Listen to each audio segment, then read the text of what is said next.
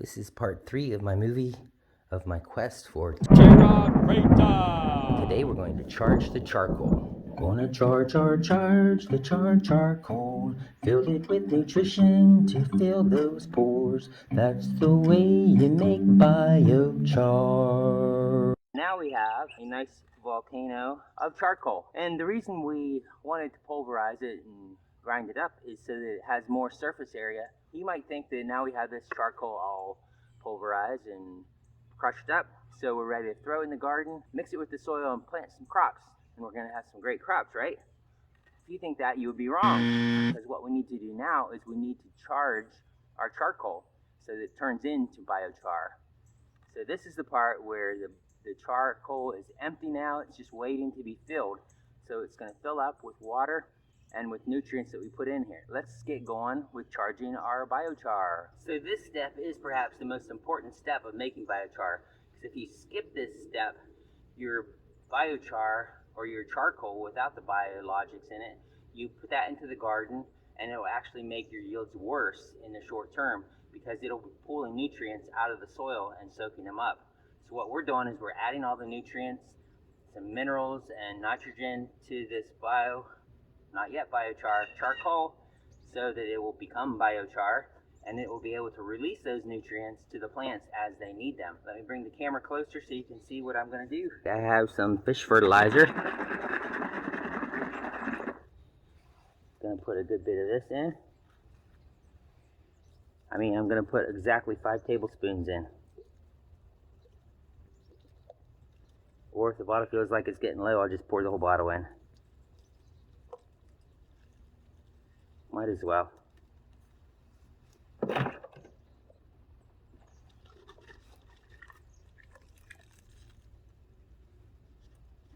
Now I'm going to pour some swamp water in. This is swamp water that's probably been in this bucket for about a year. Made it with my weeds. Fertilizer with my weeds and plants. So I'll put a card up here to that video if you want to see how I made that.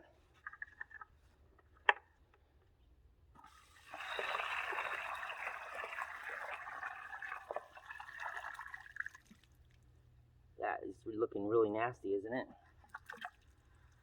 It smells really nasty too, because this was anaerobic composting with no oxygen.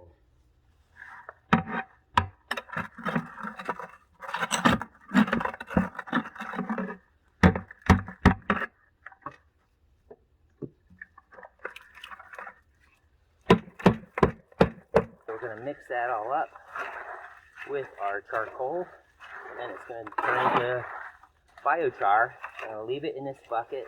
I'm going to come out here and stir it up. Try to stir it up every day.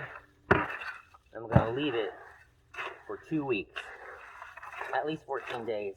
And if it's more than that, which because of how busy I am, it's very likely that it would be, it's not going to hurt anything to go longer. The longer the better, really.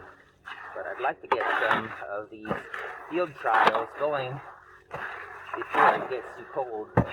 Try any field trials.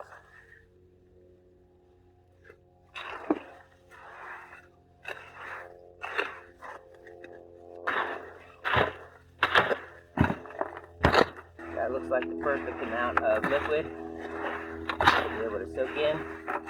And you could put regular compost in here too. In fact, I might go get some of my vermicompost. In fact, I plan to put my vermicompost in here. So I'm going to put a whole bucket of that in here as well. So let me turn the camera off and I'll go get some of that vermicompost. See what that looks like.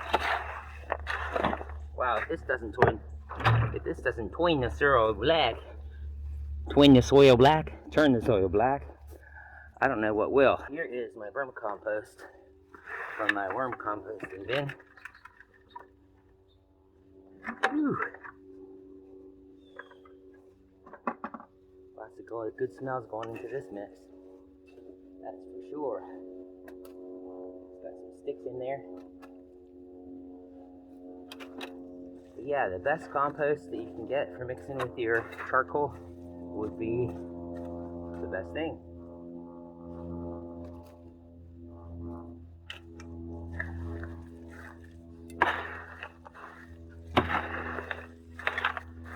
Alright, so like I said, I'm gonna mix this up every day. I'll give it a little stir. So it gets mixed up and all the charcoal is gonna get coated with the biologics here. And we're gonna have some kicking biochar. Next step, wait 14 days, then mix it with the soil and get planting.